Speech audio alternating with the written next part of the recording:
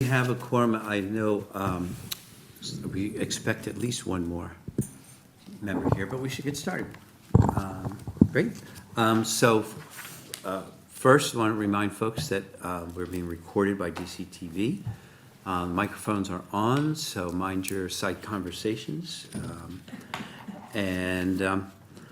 We'll proceed. And I guess the first item of business is I did bake cookies. Our cookbook club. I go to the cookbook club at the library, right? I told you about Yes. that, yeah? And we have a cookie cookbook. Oh. So I was definitely inspired. So I'm going to pass these around, and we have napkins. So take a cup of sampling. And some of these I made, and some of these Gretchen made. I'm not going to tell you which one. We might ask at the end. We might ask at the end, because I'm a novice at this. She is not a novice. She's very good. Anyway, we'll start with the hired help first. I'll be last. Okay, you want to be last? Okay, great.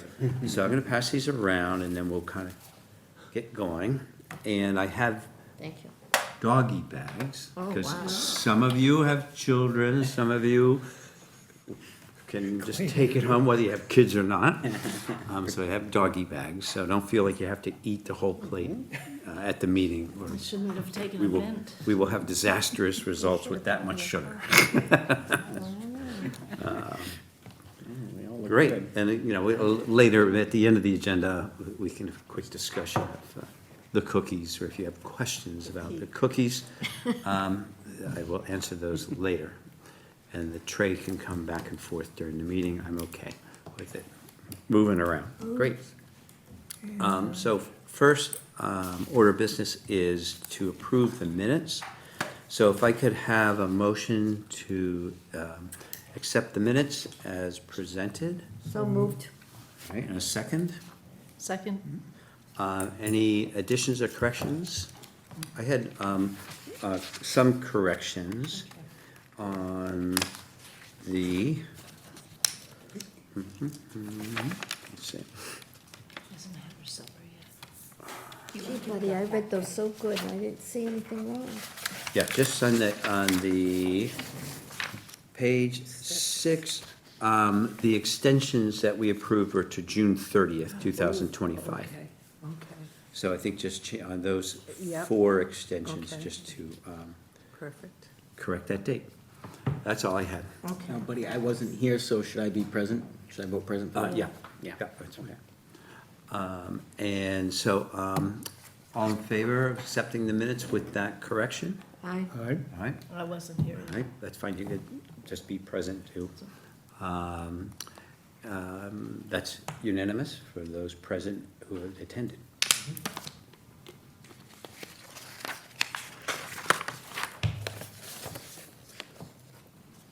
I look at other committees' minutes, and we still have the best minutes around. Oh, she does good minutes.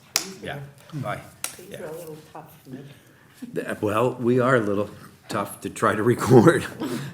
I think that's not you.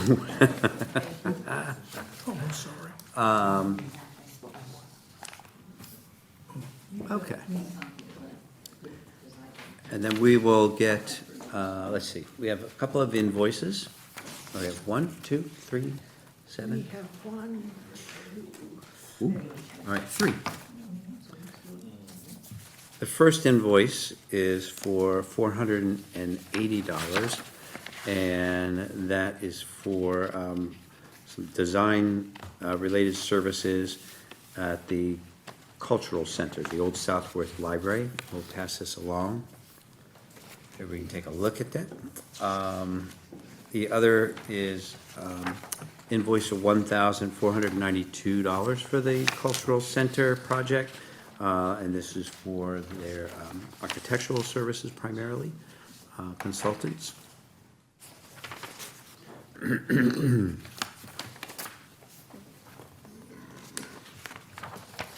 And then we have a voucher for a request for the Mendes Montero project. in the amount of $62,531.78. You'll see in the project status report that came with it, it references an amount of $112,531.78.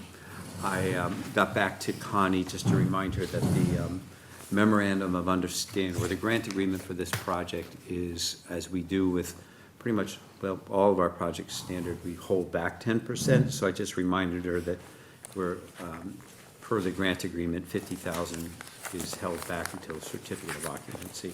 She was fine with that, so she's out of town, wasn't able to make the adjustment on the request for, on the status report. But this amount, Michelle made the adjustment, so this is the amount that paid, can be paid out.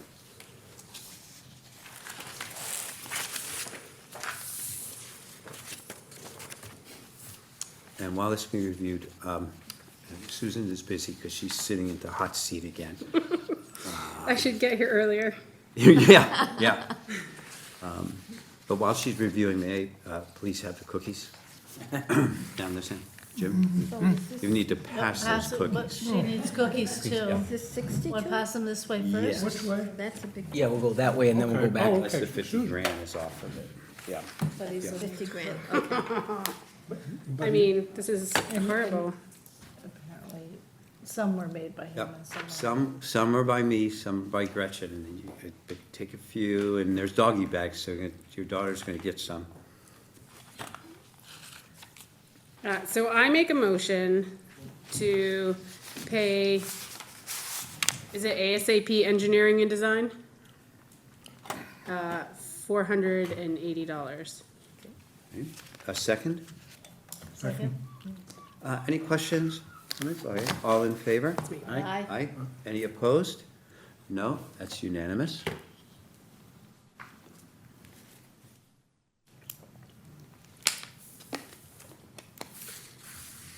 So I make a motion to pay the Dartmouth Cultural Center $1,940.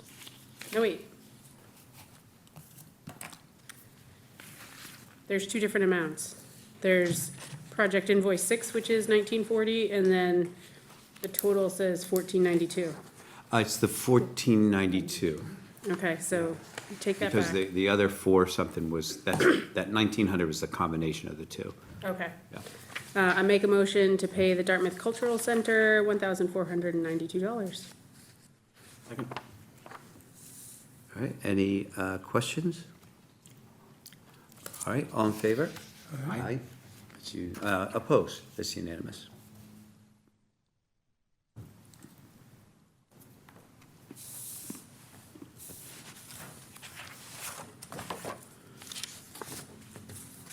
Is that another one there? Oh, yep, right there. That one goes that way, and I'll one's take. going that way. Yep, and then after you sign, I'll take that. I make a motion to eat cookies.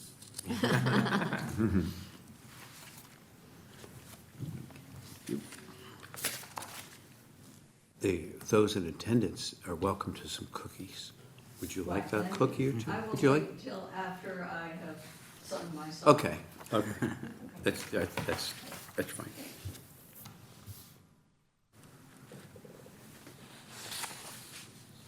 So I make a motion to pay South Coast Improvement Company $62,531.78 as part of the Mendez Montero project.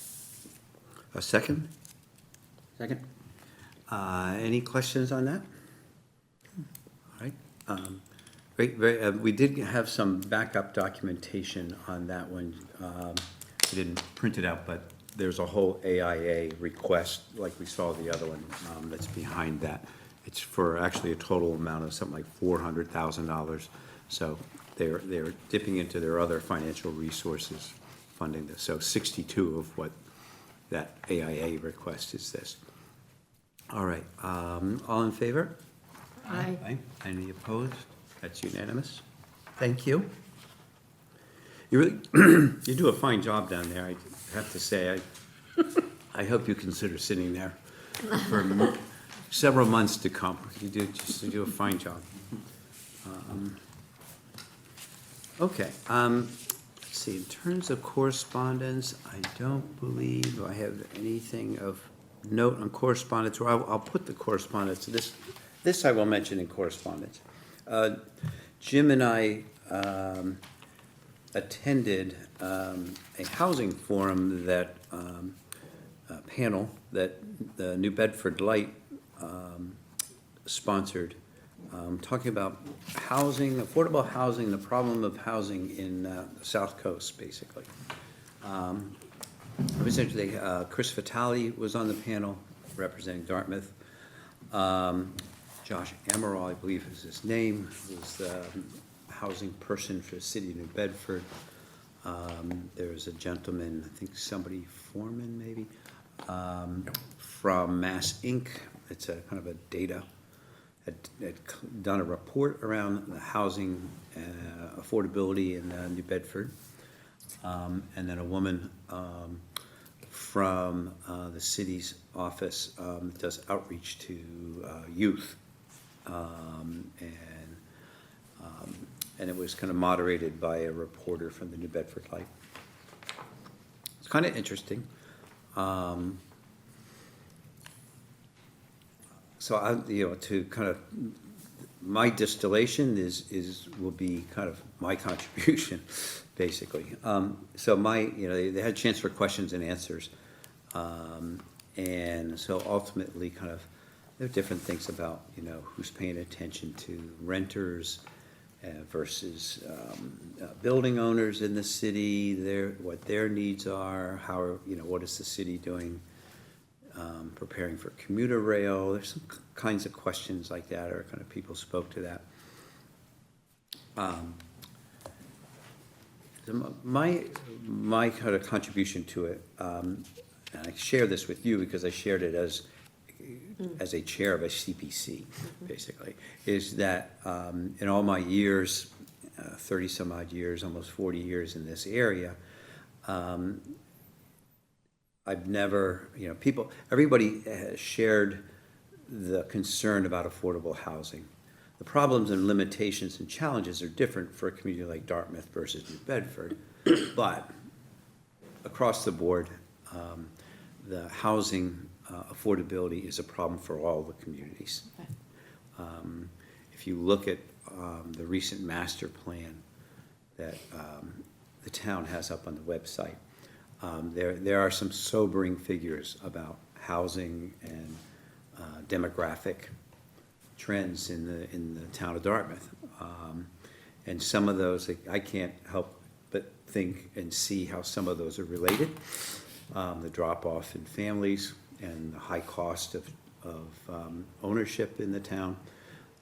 Anyway, but my sort of contribution to the panel, or the question or challenge, is what I did not hear from any of the panelists is or am I ever aware in the last 40 years almost of any attempt to approach this housing problem as a regional problem.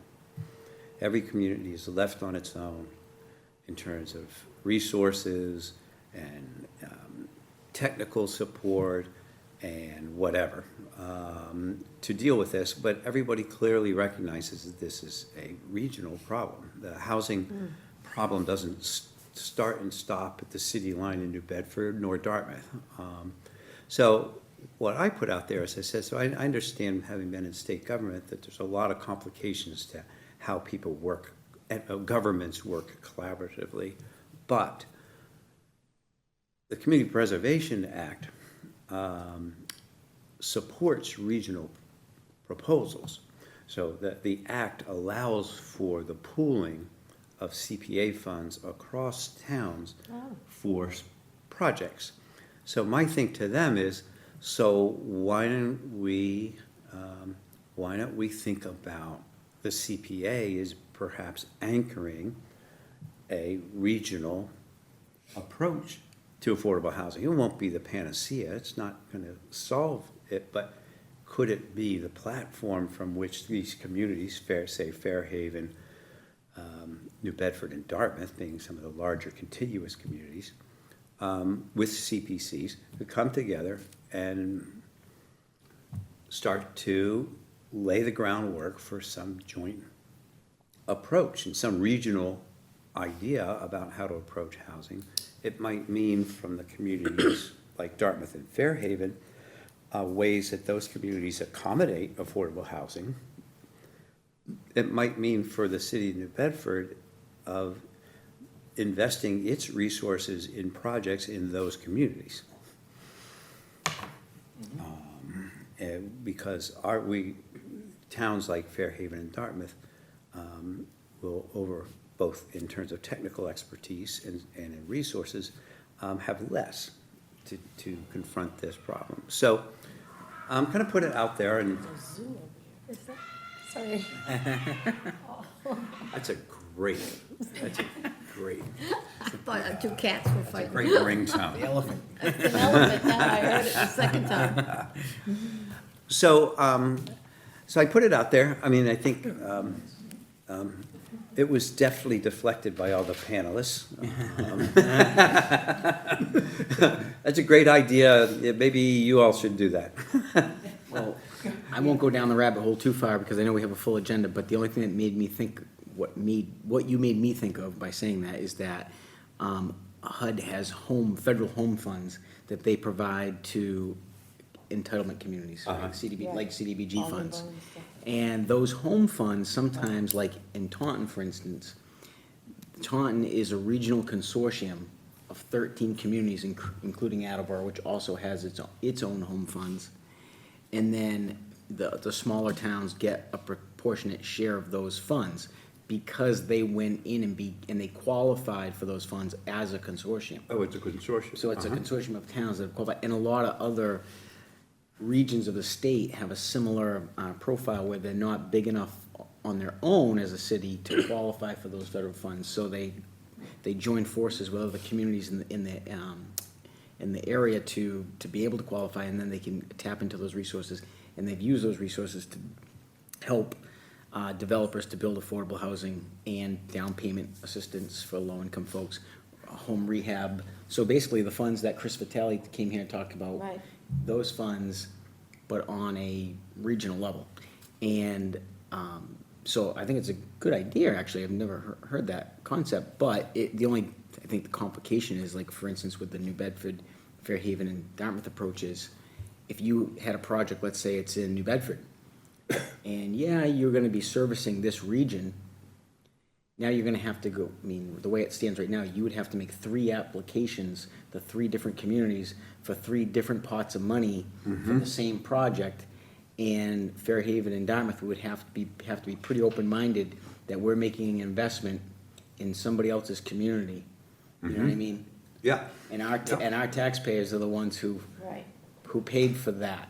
yeah. The Dartmouth taxpayers paid for a housing project in New Bedford. So my only thought would be, if there was ever an appetite, is to have almost like a consortium fund, almost like a subsidiary, that a portion of the housing bucket for each category, maybe a portion of that gets put into a regional Yeah, fund that can be used within the region, and everyone's aware of it, yeah. up front or something like that. That Yeah. makes sense. Yeah. Yeah. Yeah, exactly. But So, good so I concept. don't know. So, it may be a little more fishing around. I might just reach out for my own personal interest about, is there any kind of traction?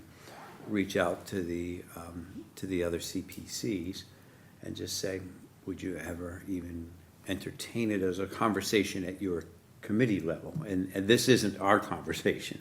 We would have an agenda item and we would talk through, but just to kind of know, I may kind of go ahead and just reach out and say, would you guys at all want to talk about this? I have a question for you. Yeah. On that term. Would that be something that you would have to go to town meeting for? Oh, yes, yeah. And you would have to say at that point to the people Yeah, that we may use your money in New Bedford and get a vote on it. You'd have to do that, right? Yeah, all the oh, ci- yeah, yeah, All whatever. the community preservations would have to do that. Yeah, yes, Okay. exactly. Yeah, we could probably make a proposal, again, I'm just Right. playing this up in my head, Yeah.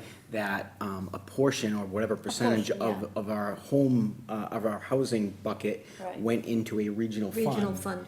And then if that got voted at town meeting Meeting, yeah. as accepted, then the town would be okay with it. Right. Then the money would go into that fund, and then as projects came in within that In any of region, these If any of the communities, yeah. communities. that would be the That would probably be pool the, of funds yeah. that would be used. Yeah. But all of those towns would be contributing to it, so. Yeah. That's not a bad idea, actually.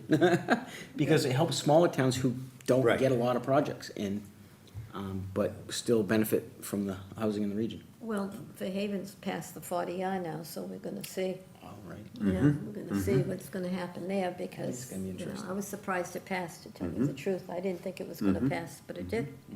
What passed? 40R, What is that? it's an overlay. Oh, It's an okay, overlay in housing where, you're gonna be able to put multifamily homes okay. where it was probably designated as single-family homes, okay? Yeah. So Yeah, that's what a 40R is. We had one here in Dartmouth, but it got voted down at town meeting. I feel like we would need an educational campaign to go along with this. Yeah. So that it's not, because what if most of the projects are proposed to be in Dartmouth because we have more of the land, Right. not in my backyard? Oh, yeah, oh, absolutely, absolutely. So This would be a very ground-up kind of thing. But the other Yeah. thing too in Dartmouth is that a lot of Dartmouth doesn't have the utilities. There is no water, there is no sewer. You can't put housing to that capacity where there's no water and sewer. That's a problem, okay? So, you know, one of the things that kind of. Interesting. That turned my head about that is the example of the bike path. That we had a Yes. couple of proposals from the bike path. And here is, you know, much less politically fraught kind of issue.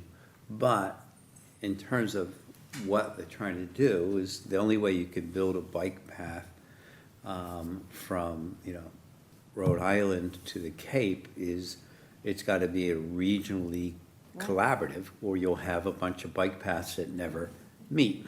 And so they figured out how to cooperate and collaborate.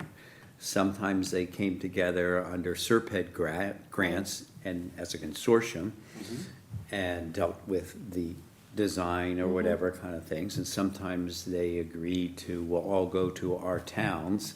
So in terms of a framework, that was a very interesting It was, framework of a much easier, much low-hanging, a Right. more low-hanging fruit, obviously, but, so we'll see. It requires, you know, I just want to be clear that, one, that I shared that and identified myself as being on the CPC. And two, that, you know, I might just on my own, just keep fishing around about, is there any interest in starting a conversation?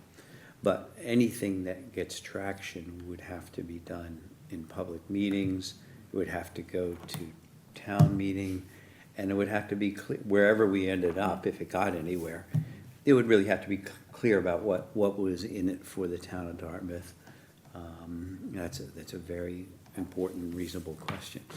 I think it would be really important to involve business organizations because Yeah. everyone's having a labor shortage.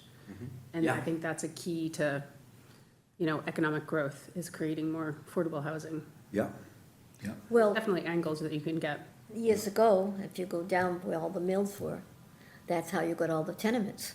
I mean, I'm going back in 1910s, 1920s, when those mills were operating, those people built those tenements, okay? And Acushnet Avenue all, because they needed the workers.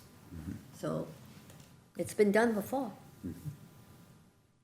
Great, okay, so we'll let you, who knows where this may or may not go, but I just want to be clear kind of where Good idea. we were with it, or where I was with it. Okay, next on our agenda is the eligibility consultation request to do some restoration at cemetery. And Judy Lund is here to speak to that. You need to come up to the, Yes. excuse me, microphone. Want to pass this around? Yes.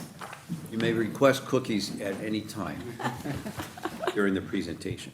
Is just some sample pictures of the cemetery. I in think addition to the- probably you all know me, I'm a thorn at everybody's side from a long time around, but you may not know my cohort in this. Paul, introduce yourself and You have to come tell up to them. the microphone for Oh, our Lordy. DCTV. Yes, oh lordy. Briefly.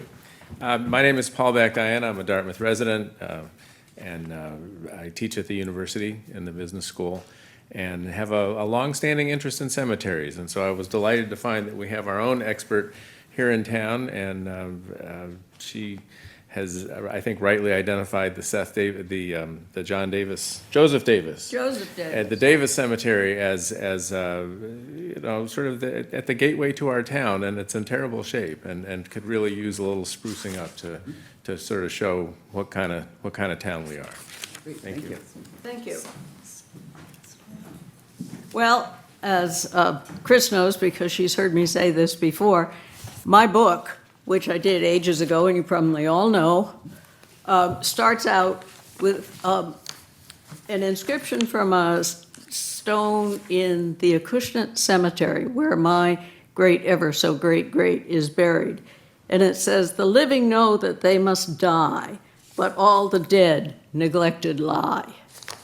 And that is the truth of the town of Dartmouth. When I did this, there were 80 cemeteries known to me. I now know a few more that were further hidden in the woods. But they are, by and large, neglected. According to Lund, back then, there were probably 20 town cemeteries. I've taken issue with a couple of those already that the town really doesn't own. So I can't really tell you exactly how many cemeteries the town does own. But it's clear the town owns quite a few. And they have not, shall we say, invested great funds in keeping them. Joseph Davis, if you don't know, is the cemetery next to Lazy Boy up on Fons Corner Road. There is a lovely big sign that says, "Welcome to the town of Dartmouth." And if you look just a little to your right, you will see a cemetery stone lying on the ground because it has fallen over. I tried to take a picture of it, but I couldn't step back far enough without standing into the road to get both the sign and the cemetery. So my picture failed, but this is not only a problem for the town as you drive into town, but it's a sign of neglect for an old cemetery. Joseph Davis was a blacksmith who apparently had a shop on that property and buried his daughter, according to history, oral history at any rate, in 1791 in the back of the property, and it continued to serve as a cemetery. It eventually, according to Henry Worth, who's a pretty well-respected historian of this area, the cemetery eventually became a town cemetery. And I was surprised when I was walking there last week to see that there are still tarred walking paths and labeled areas in the cemetery. So Joe Blow is buried in A6 or something like that. It is a cemetery that was never meant to admit heavy equipment. When a hole was needed, people went out and dug it with shovels. And it is still active, at least as far as I know, it is still active. It was active when I did the book, and it has approximately 200 stones in it, and there are probably 67 stones in it that need significant repair. There is a group in Westport that has done all the cemeteries in Westport. They did them whether the town owned them or not. They felt they had the right to maintain cemeteries, and that may or may not be a legal standing, because I haven't looked into the law of cemetery maintenance, but at any rate, they've done it. In this town, I have been told that we can only touch town-owned cemeteries. But we've got a long way to go before we run out of town-owned cemeteries. This group in Westport are trained people. They use the appropriate chemicals, the appropriate bonding agents, and so forth, and they did a report, which is the report that Paul gave you that you're looking at, showing the state of things in Joseph Davis Cemetery. They say, in their estimate, that it might cost $35,000 to do all the work that needs to be done. So I frankly thought, well, if you approve of us and call it eligible, then we have to make a formal application, which I think is due pretty soon. And then this goes to town meeting, and then it has to go out to bid. And by the next summer, when this is going to happen, prices may have just changed a little bit. So I thought it was best to say, let's shoot for $40K and see what happens. But we will have to go to bid, and the Westport people can put in a bid, as other people do, and we'll see what we get. But I think this is something that the town should be doing, and it's an historical area. It's an area that we should be responsible for, and this seems to be a good way to do it.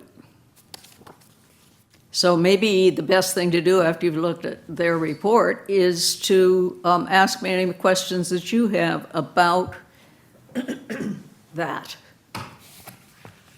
Great, yes. Yes, I'd also like to say that Judy came to a meeting of the DHC, and we voted unanimously to support this project and its approach to come here for CPC funding, and I have a letter to that effect from the chair, Robert Oh, Ahold. excellent. Great, thank you. Oh, thank you, because I haven't seen a copy of that.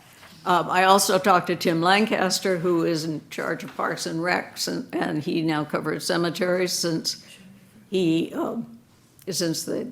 took over all the cemeteries. And he was absolutely in favor of this. He thought it was a great idea. And he too should be writing a letter of support, but it isn't in my hands yet. He was contacted by Robert, but Robert didn't get a return call by the end of the day, so, He contacted Tim Lancaster? Yes. Oh, okay. but he's referenced in this Yeah, support letter. I've already contacted him. Great, so questions? Yes, Mike?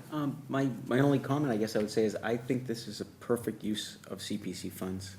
Where else are you gonna go and get financing or anything for something like this?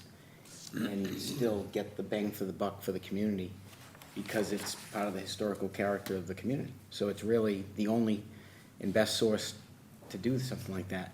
My only question would be, and I'm sure it'll be in the application, is the breakdown of that 35 or 40,000? Just because, you know, I don't know what the costs are for the repair, and I didn't see it in there detailed. But No, it that's- isn't detailed as No, it could be. right, it's lump sum, but I assume they know just based on experience. But for those of us who aren't experienced with this, you know, does that include replacing existing stones? Is that just simply repairing existing stones? It's repairing. They are not going to replace any stones. Okay, But as you can see, some are knocked over, some are broken. In one case, he says he needs quite a bit of gravel to put in because everything's sinking into the ground. So they need to put gravel in underneath, so that would do that. He also rents heavy equipment in order to raise stones and lift them into their proper position. Judy, what is his name that is gonna do this? Well, I don't know who's going to do this because it's got to go out to bid. Okay, The report is from Todd Baptista. okay. So he breaks it down to all the stones Yeah. by the hour. I think the last page shows Yeah. Judy, how has the work in Westport been funded? Through CPC. Through CPC? Okay. No, I would agree with Mike that this is ideal use of CPC money. We certainly have not, we've underspent or Historic preservation has not been a big consumer of CP money, and no tension on that.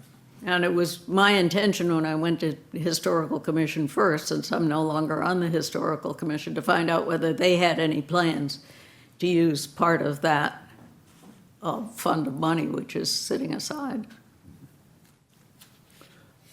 Other They questions? did not. But they don't have. They don't, no. Large commitments coming. The mention of the footstones that are kind of set aside in the corner, this price, this estimate here doesn't include those footstones. Is that something that could be included? Because it sounds like they mentioned there'd have to be a little bit of research to figure out where, if they could figure out where they should be placed, to be, returned to their original Yes. place. Is that something that they could do, or Um, how might that get done? I have, I'm just showing you, a copy of a map that was given me years ago. But usually a footstone comes with a headstone. And so if you know where the headstone is, you can assume that perhaps 6 feet away, the footstone would go. I suspect there will always be some stones for which they cannot identify the location. Nobody knows where the location of Joseph Davis's daughter's burial is. And that's not uncommon. Is that something that could be included in the project? Trying to deal with the footstones as best as possible, I don't think, as far as the unidentifiable ones, I'm not sure we could do anything. The map, Right. the identifiable ones, I think if usually they have initials on them. And if you see Frank Church, and I'm making up a name, and then you see an FC footstone, you can guess it's probably his. And that's, I think, the best we can do. But frankly, I'm not sure the footstones are so terribly important, because usually the headstone is at one end, and you can assume that behind the stone for about 6 feet, there will be a burial. Okay, I just didn't know if this would just leave them sitting in the corner or try to deal with them as best as possible. I don't know at this point either, frankly, whether we can identify Yeah. all of them. Some of them I think are blank. Yeah, yeah, I think it's just a matter of including it in the scope, just to- Okay. if it can be, if someone would they would take a look at it. If they could, then they would return them. Otherwise, you would know at the end, these are, these we can't appropriately place anyplace, and then Parks and Rec can decide what they want to do with them at that point and stuff. Leave them against the end wall, probably. Yeah, and they might choose to It do is that. nicely walled cemetery, and it has 2 steps into it. There is a roadway between the bank parking lot and the cemetery, and it's a short dead-end passage, and there are 2 steps about this wide, and maybe 2 steps, 3 steps from the ground, where you could enter into the walled cemetery, but you could never get heavy equipment in there. This became a problem with the town cemetery when they were unable to get heavy equipment in. When I was on the cemetery commission, John Raposa and his father dug the holes when people were buried in the town cemetery up in the north part of town. To your question about the. Yes, if they just come up. To your question about the footstones, there is a portion of the exterior wall towards the back of the property that is, that's caving in. And so, that would be some substantial work. I don't know how to estimate that, but I certainly appreciate your desire to sort of tidy up all the loose ends.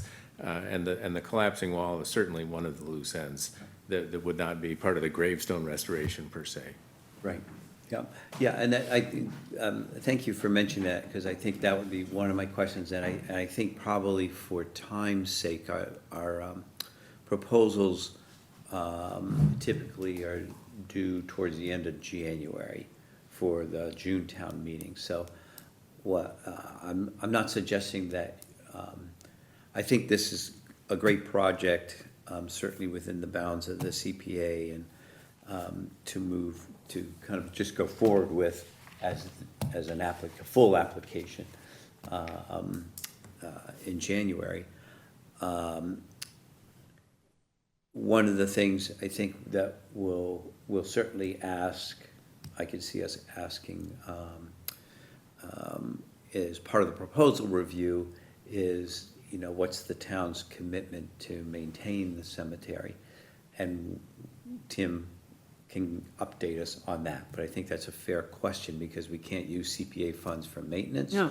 We can use it for things like this, but, I think it's important to have some sense that the town has a better handle on how to provide the basic maintenance of cemeteries now. And- Well, they have been cutting that one Yes, and I- faithfully, which is Yeah. more than I could say about all the cemeteries that Yeah. my book claims they own. Yeah.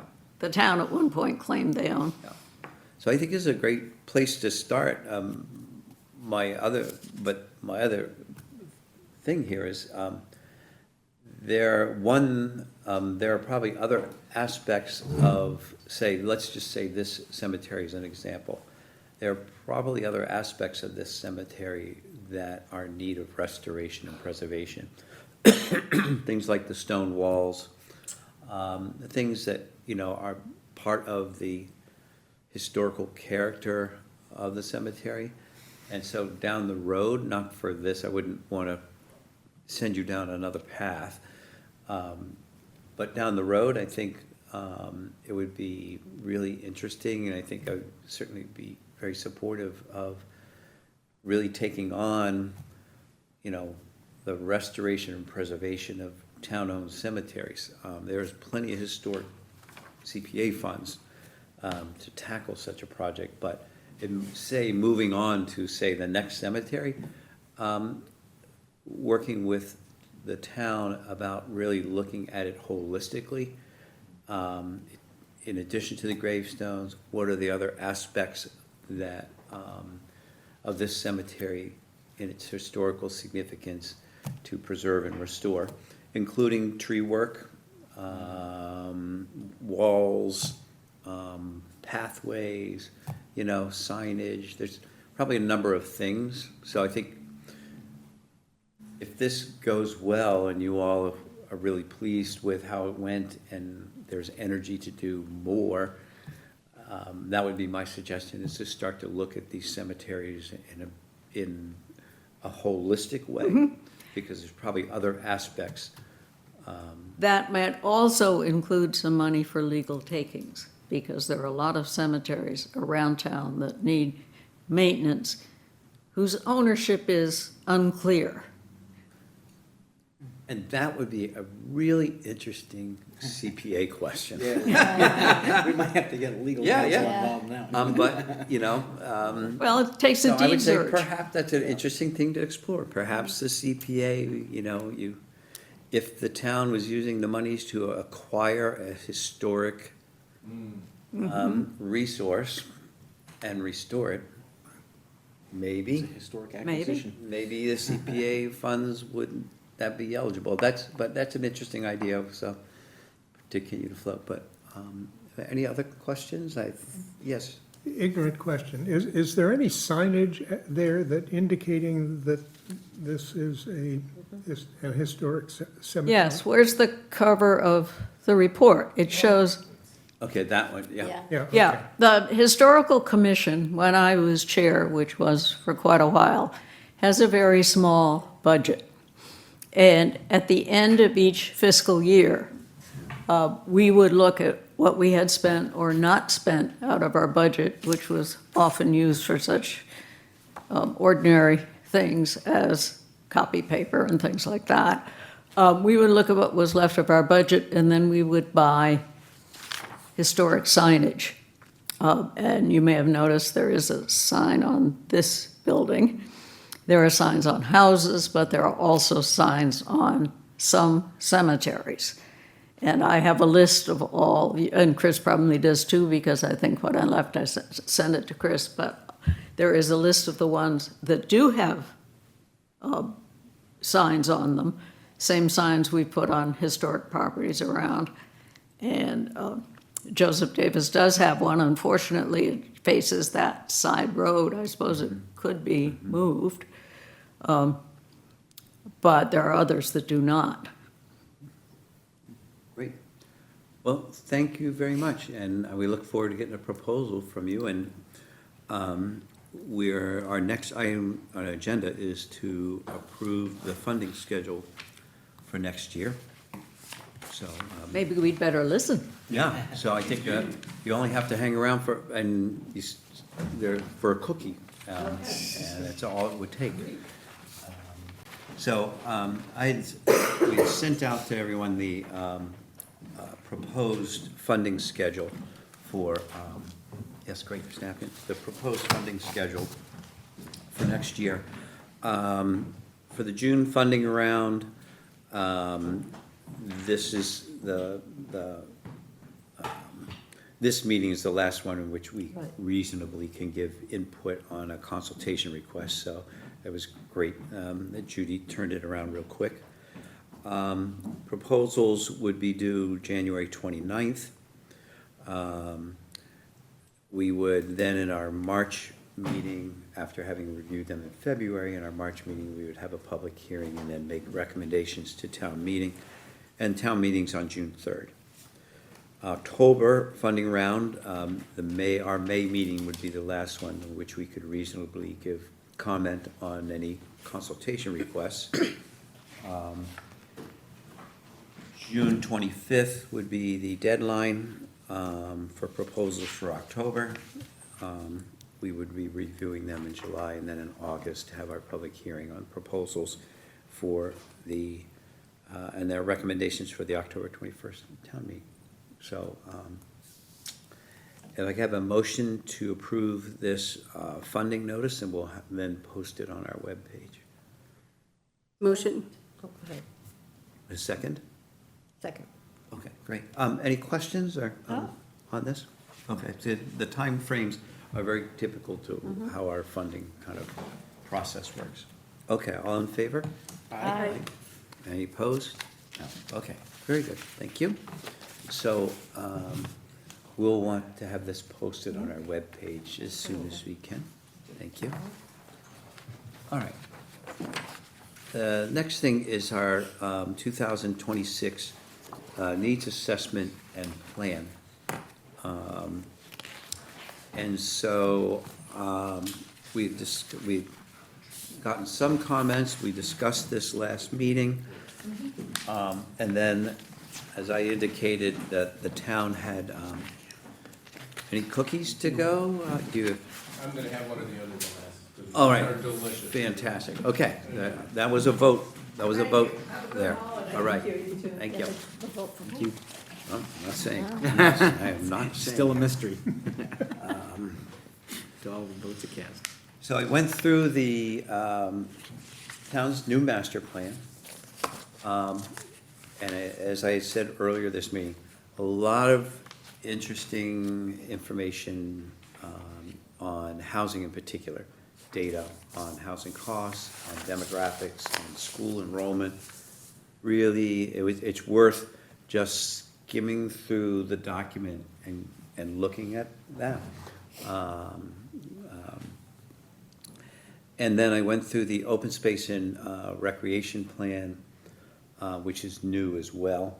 And there I found lots of lists of properties, agricultural. So Susan, would be a good one to look at. There's lots of lists of In the master 61A land, Oh, yeah. specific addresses, priority parcels. There's a lot of information Okay. about open space ag preservation, kind of existing properties, lists of all kinds of properties and what kind of protection they're currently under.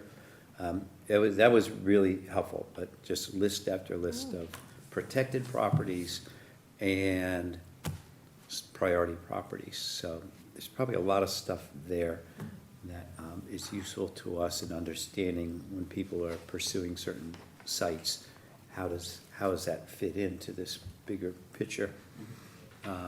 I was surprised a lot of how much data there was in both those plans.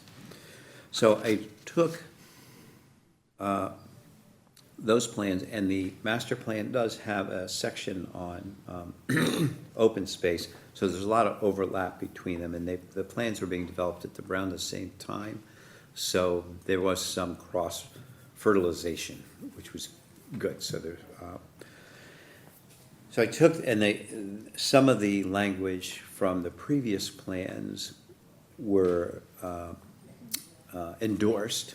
So you'll see that some of these goals in reference to the master plan, I didn't highlight in yellow because what they did basically is carried forward that same language.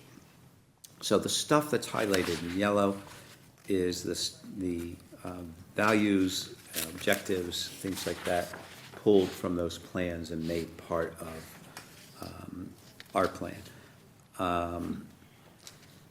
And so that's all the yellow here is, and I did in some cases, because there was a lot of repetition between the two plans, particularly around open space, I kind of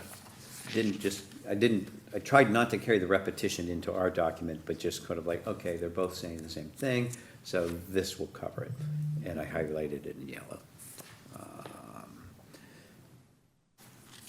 I think the thing to probably note is in terms of, I should have labeled these pages. 1, 2, 3, 4, about 5 on open space. There were some more specific references to priorities, so I did include those, but I think those are important for us to note because, if we're going to endorse those things, they are very possibly could be very specific projects that might come to us. One, there's the interchurch land, which I think is out by Reed Road out that, The towards church that way? council? Yeah, Yeah. interchurch council land, okay.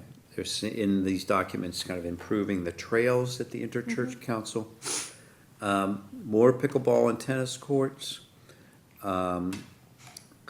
Construct paved dedicated bike lanes, establish a walkway along the harbor's edge, and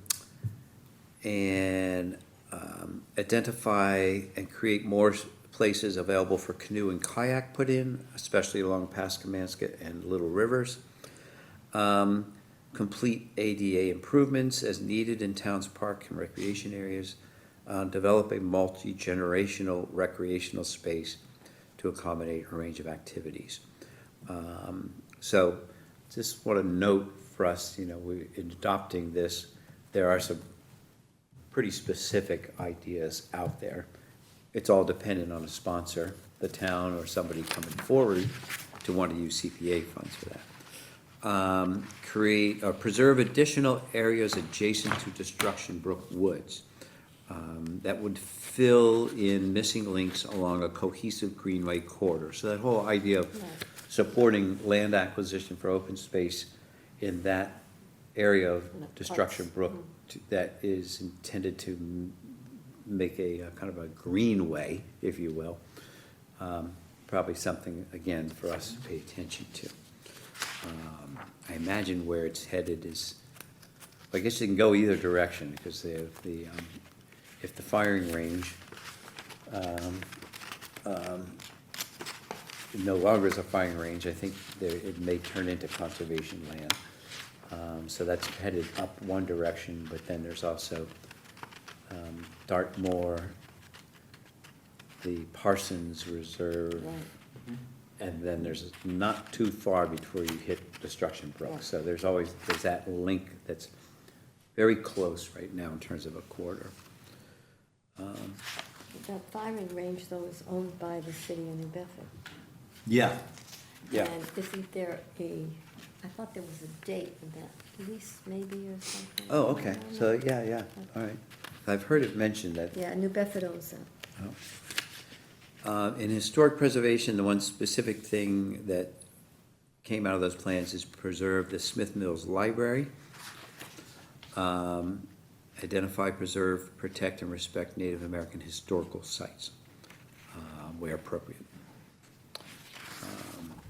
Okay, so those are the pieces that I pulled, literally the statements out of these other plans and brought them into this. The other change since we looked at this last month is the section on the funding availability. So we kind of went with this, try to make a 3-year statement. The CPA describes a multi-year plan, but it's kind of always been an enigma how you make a multi-year plan when it's town meeting making all the commitments and stuff. So, but this is kind of our attempt to try to, all right, create a forward-looking plan.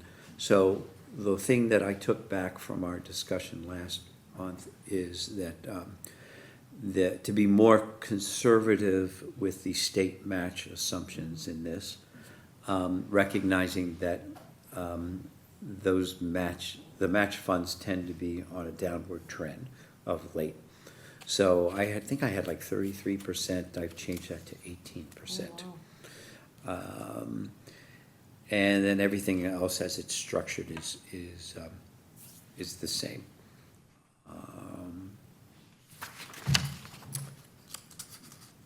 I did take the funding schedule that we just approved and, trusting on the wisdom of the committee, I already put it in there, so.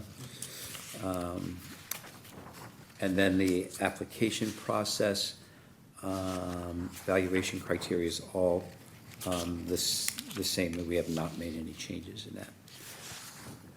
So, any comments or other things that we should be tweaking in this plan before we vote on it?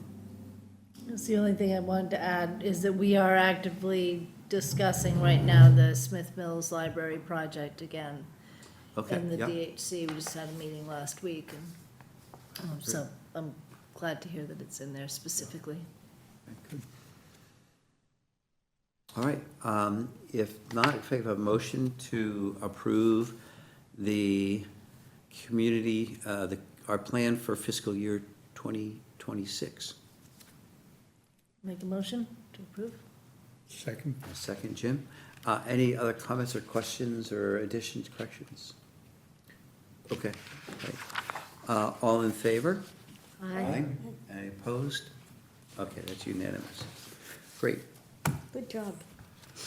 That's a lot It of was, work. Good job. it was, but it made me read these things that were on the town web, and how often I do feel bad for town people, officials, when they stand up and people ask questions at town meeting about something that's kind of been Right. out there for like 9 months. And it really, I do feel bad. So I also was like, son of a gun, look at that. I didn't know that. I'm gonna look at that site now, too. Yeah, there's a lot of information. When we were looking for backup for our ideas for the old police station, I read the housing section very carefully. Yeah. And used some of that in some of our material that we were Yeah. using to support our ideas. It's really Yeah, and you see the interesting. recommendation that, reuse assets. Oh, yes. It's right up, Quoted that right up numerous times. front, yeah. Yeah. So I will take the highlights out of this, send it to you, and then this can get posted on our webpage. Okay, great. The historic building inventory update, okay.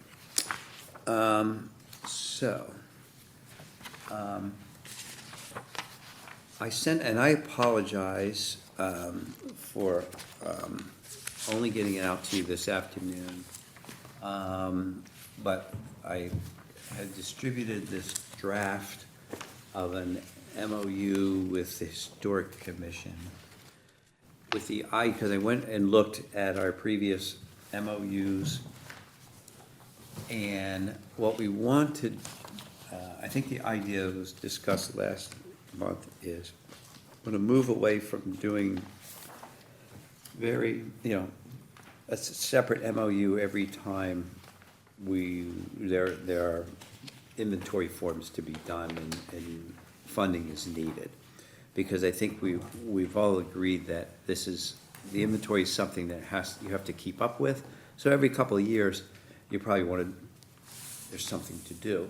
So I wanted to try to draft an MOU that basically was a long-term relationship with the DHC. And so not only is it the inventory, but I also included things that we've essentially taken for granted with the Historic Commission over the years. One of which is we ask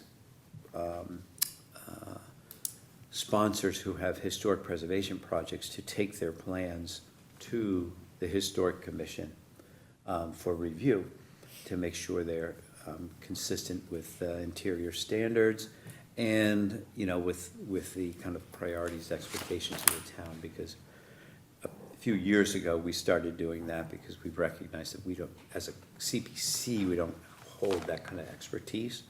And the Historic Commission's been great about receiving those proposals and giving feedback. So I threw those things in there just to kind of put it all out there. And so this is what we have. So I think, again, I'm always reticent to give you all so much detail late and then say, so what do you think, kind of thing, let's vote on it. So I'm a little hesitant.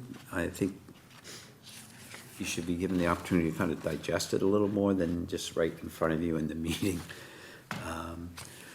But just explaining, so what is helpful for me is to get some feedback on whether I'm on the right track.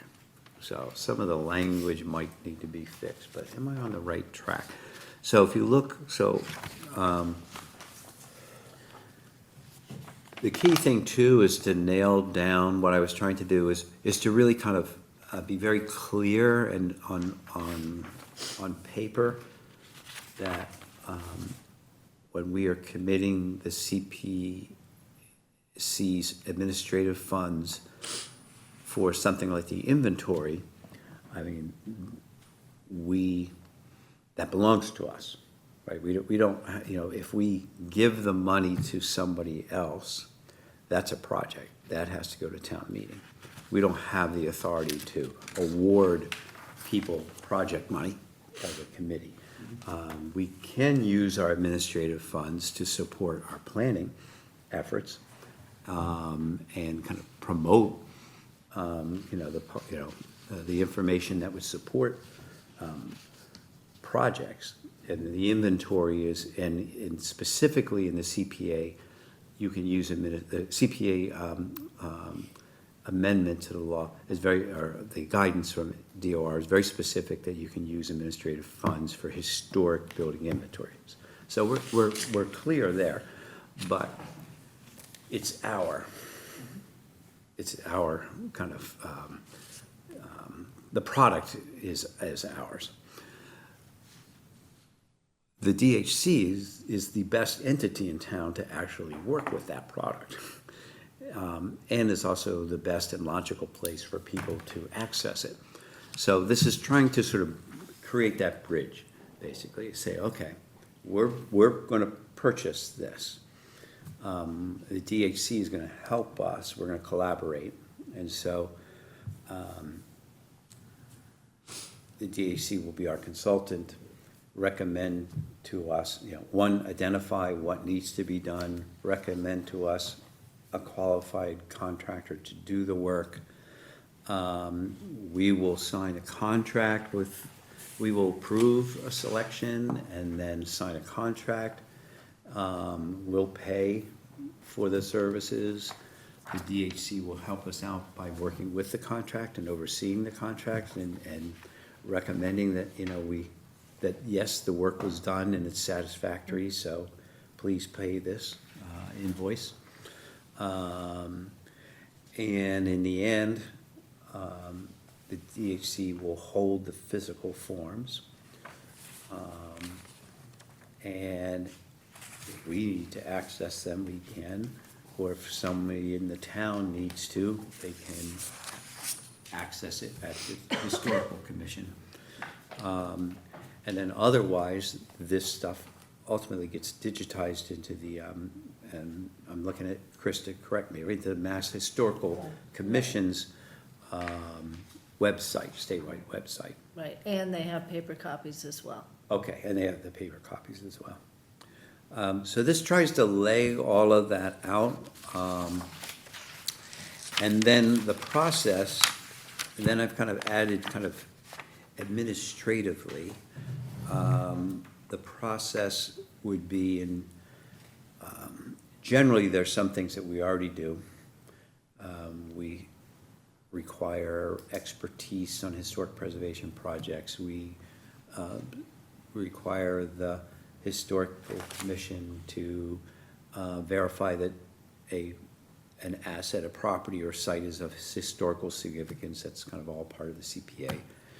But when it comes to the historic inventory, I wrote in here, it's our joint intention to update the inventory every 2 years.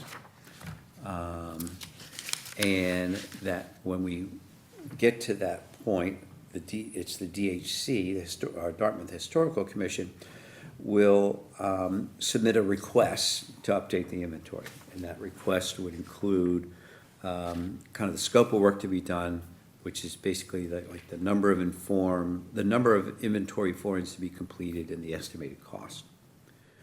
We, as a committee, should review the request and determine the funding availability. You know, how would we do this? We do have a choice of administrative funds we can use. Let's say it was like a $50,000 need. We don't have that in administrative funds, so we would then support it through a project proposal basis. So this mentions both avenues are available to the CPC and how to proceed. And then we would review the request, and then we would tell the DHC, we've approved the request to update the inventory using, our administrative funds or whatever. Yep. Can I ask a question? So just so I'm clear, because it says, we will approve the selection of the contract, and then the next one says CPC will approve the contract for inventory services. Who's the contract with, though? Is the contract with the Dartmouth Historic Commission, or would the contract be direct with the CPC, and the Dartmouth Historic Commission is the one helping us to facilitate that and find the right contractor to do the work? Yeah, so they're gonna help us in the contractor selection. Yeah. It will, let's say, they say, we followed the procurement rules, and Acme Historic Research is the recommended candidate. And we're like, okay, we understand how you recommended this company, and we'll approve that. And then we would contract directly with Acme. Okay, yeah. But in our contract, we would name a representative from the Historical Commission will be our representative in this contract. That makes sense. I think if we just work out a little bit of the standardization, of that, then we'll be in a nice little groove every 2 years. Boom, boom, we know how to do it, kind of thing. All these pieces have been around, so I've tried to kind of pull it together.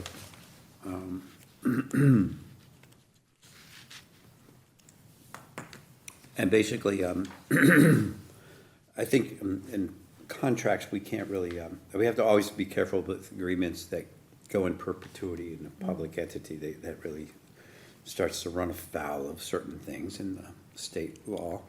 So this is written as a 5-year term that can be renewed automatically for an additional 5 years. And It can be terminated for cause with 90-day notice, so if, Historical Commission ran away with all the forms. Well, Yeah. I had, Yeah. that's where I came when I had questions when I read this, okay?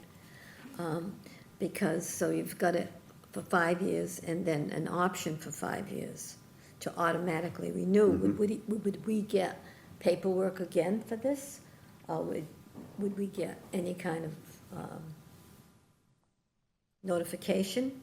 I think typically what it would do is, the way I've seen it done when I worked in the state is, you get to, there's a document, probably usually in the form of something like a letter, just acknowledging that we are going to exercise our option to renew. For so many days before? Yeah, Okay. yeah.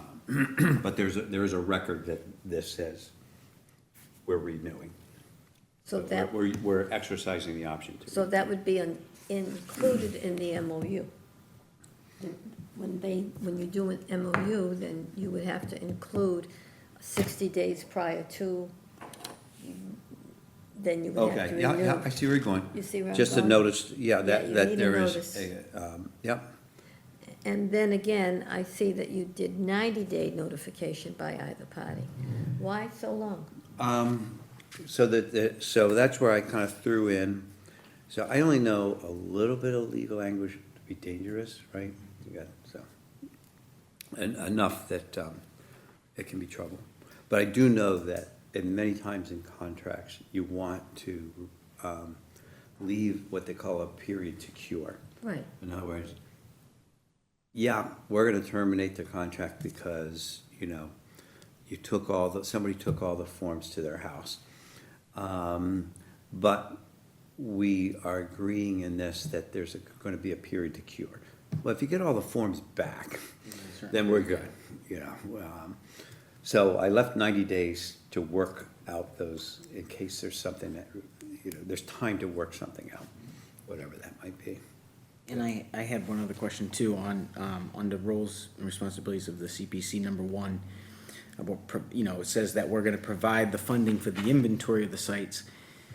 And obviously, I suppose that's obviously for the contractor that gets selected and whatever the amount of that cost is. Yeah. But what about the fee, the cost to the DHC for providing those administrative services on our behalf? Don't they get some sort of administrative fee? for- Typically, the DHC gets nothing in this town, No. unfortunately. So the DHC doesn't have any employees, so they're all volunteers, Okay, yeah. and so they don't have any funds directly that they utilize? So No, that's been a problem. No, and they spent hours, the last Yeah. round, Yeah. they spent days. They I'm should not have. trying to open Going Pandora's box, over- but usually if someone's your Yeah, they consultant. really should have a budget. You're paying for It their would be for great. fees, for We've their talked services. about it. So that's why I'm wondering if that was baked into this assumption that we're paying for the inventory, but we're also paying for the consulting fee together. Yeah. It just so happens that our consultant happens to be a local board rather Yeah. than a private company. Yeah, That's all. I don't think we have the ability, authorization to be Okay. able to do that part. That's fine, I just. that's what I'm Yeah, asking no, the it's a great question, because I think the issue It of the was done on a DHC, volunteer basis Yeah. in the past. and that's been an ongoing issue, that the Historical Commission has not had a line item in the town budget, which I think this committee have felt they really should. But we're not able to pay another, Fee for service. yeah. And that's one reason why we've kept the list short. Right. We Yeah. only have a list of 13 properties. Pay you with appreciation. Yeah, yeah, no, it's not a fair It's a situation. shorter list than it was last time, for sure. And then I made as exhibit, I just pulled language from a service agreement we had with the Historical Commission in Mass Historical for the last, kind of generally describes what the inventory covers, properties 75 years or older of historical significance. I tried to, and then I just dropped the whole sort of piece from the service agreement that references all the different guidebooks and standards that the Historical Commission Can I ask why, require. Yeah, it's 75 years to first colonial European presence? So are we excluding indigenous historical sites? that's a great question. I don't know, Chris, what do you think? It's because they are structures, and as far as we know, we don't have any built features, buildings that are native, that go back to any further than that. We don't have those. Is there, But we are looking to do a separate bylaw and potentially another way of inventorying structures that are not buildings that might Right. delve into that. In addition to that, we did just have an archaeological reconnaissance survey update done. And that did identify native sites. It's not public, made public, but we have. we have like a part of the Kings Road. Right, we do Right, have so Park that's, but it's Kingsville not a Highway, building. yep. Form Bs are for Right. buildings. Right. And so, yeah, we do have something we're discussing for a new bylaw to address things along those lines. Properties. Like stone walls, other features, roads. There is a scenic byway bylaw. So maybe something like that would fall under that. But the Form Bs that we're talking about in this are specifically buildings. Okay. So maybe Good what. question, though. Yeah, and kind of, Something we are well aware of. Yeah, especially if the master plan is looking for more inclusion Yes, of our history. It's also very sensitive because many people within the native population do not want attention brought to these right, things, so it's a delicate But- dance. Yeah, but would there be access? I know there's privately owned significant sites, Yes, indigenous sites that, and those are featured in the Archaeological Reconnaissance Survey update, and they've been cataloged and named and identified. They're up at Mass Historical, has them all, has forms like Form Bs okay. for those sites. So they have been identified, they're just not made public. And these are made public. Right. so I'm wondering, would it, and just thinking about your comment, Susan, would it be okay to just strike that section that says, and as early as the period of first colonial European presence? Just strike that and leaving open in the future? I don't think it needs to be in there. Yeah, okay. So that would read, the inventory referenced by this memorandum of understanding includes historically significant properties that are at least 75 years old and includes all periods of architectural and historical development. Does it make sense to say, I mean, if this is only for buildings, significant properties? Exactly what I was gonna say. Yeah, too. that's ambiguous, and property could be a piece of land, it could be anything. Right? Yeah, we go back and forth between using the word structures and buildings. Okay, what would you advise? I 'Cause I can think- go and kind of scan this document and At this fix that. point, I would go with buildings, Okay, because the entire thing is a historic building inventory. okay. And the cemeteries are also have forms, I think they're Form Es. Yeah, And historic, farms like Gulf Hill Farm, that's a different type of Yeah. form that gets done, so they're different. So different categories, different Exactly, surveys have- for different Have categories. different kinds of surveys done, yeah. yeah. Yeah, okay. So I will go through the document. We're gonna use the word buildings instead of properties, sites, other kinds of, or et cetera, kind of references. Okay, yeah.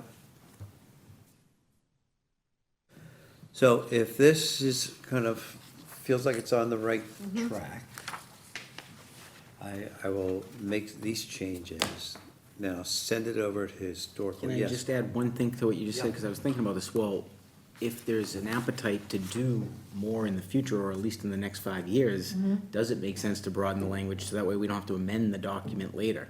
Either way, I mean, do you know what I mean? That's my only thought on that. There is a- Realistically, I don't think in the next 5 years that we're gonna be able to get that to happen. Okay, then it's fine then, yeah, I just, I think we have so many more properties, the buildings that we want to tackle, that I think we would continue with those as we work to broaden it, as you were just saying. So I just think realistically, that's probably not in the next 5 years. Perhaps this is an opportunity to do outreach to Indigenous groups that might put forth a project that is doing some of that inventory that could still also be kept private, but is starting that work. There was a lot of outreach for the Archaeological Reconnaissance Survey that was done by Pal, and she, the person who was in charge of that, she reached out to all the members of, I think it was Aquinnah, Mashpee, all the ones in the area to get Yeah. their input on it, so I think that has been done recently. Not, so, I don't think she knew that There's- that language was in the. There's also master some plan. new-ish Indigenous land trusts. So there's the Pocasset Pokanoket Land Trust, and then there's the Natives, I think it's Native Lands Trust. I can look and see whether those entities have been consulted for that reconnaissance survey. Do you know how recent they are? I do not. Okay. But like, I know in my other job, I work with Pocasset Pokanoket Land Trust. Yeah, if you want to And email me with they some are- of the names, yeah. I can check the survey and great. see. They might be they're a pretty large organization that might be in a position to do some of that work. Oh, excellent, thank you. So I'll send this with the changes, I'll send the draft over to Historical Commission and then get their, any questions, comments, edits that they want to make to this. And we'll keep moving in the direction of signing this with the Historical Commission. I have a question, buddy. Yes, in the meantime, In the meantime, yeah. to try to get the next round going, are we going to need to wait until this MOU is buttoned up? Well, what do folks think? Can we move forward with the, because this needs approval, well, I think, yeah.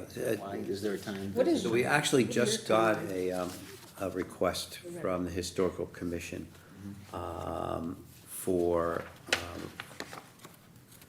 an amount of $9,875 to do, and this is 22 properties listed, or buildings listed on this.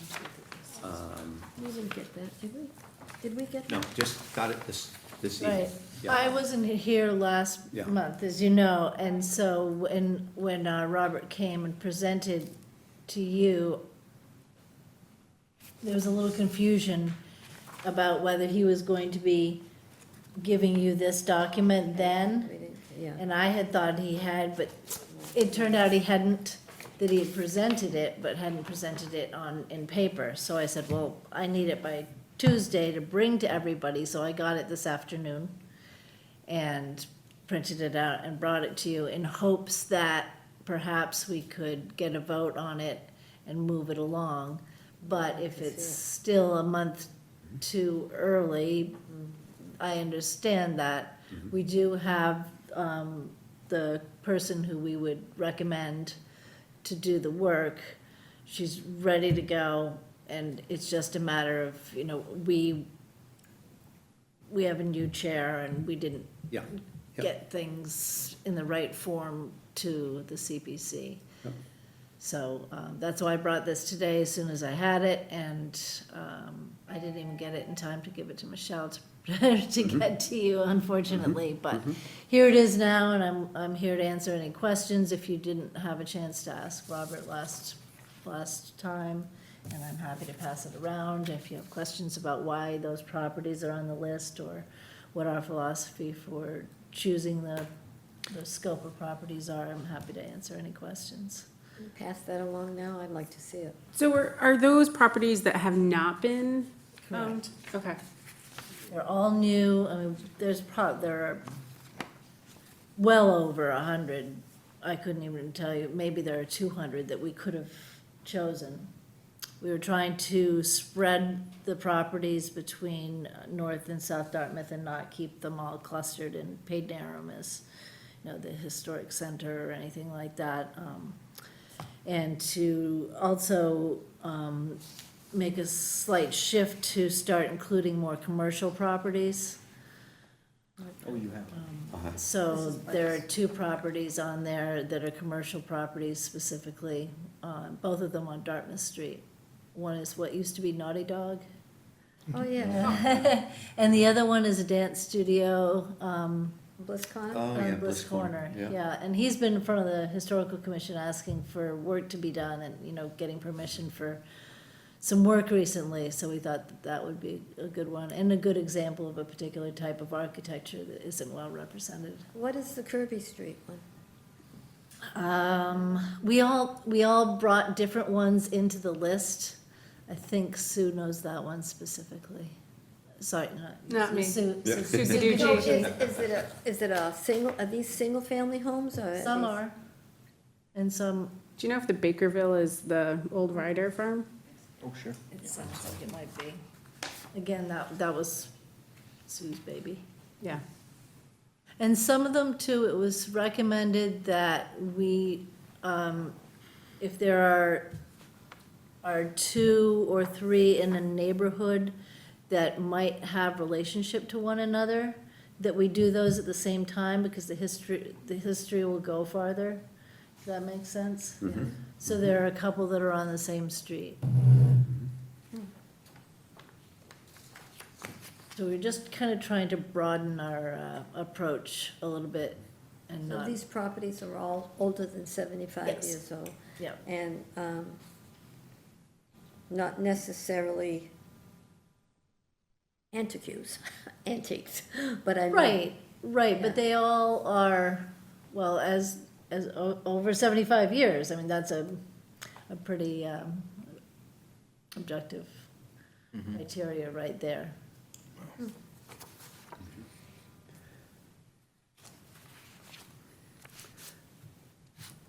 I think, well, a couple of things. One, I think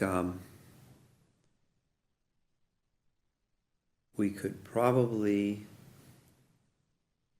see what the sentiment of the committee is to commit this amount of administrative funds for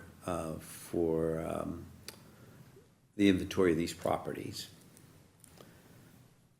What we would then want to do is approve and contract with the entity that's going to do the work. Seems to me that we probably would need to take up in our January meeting.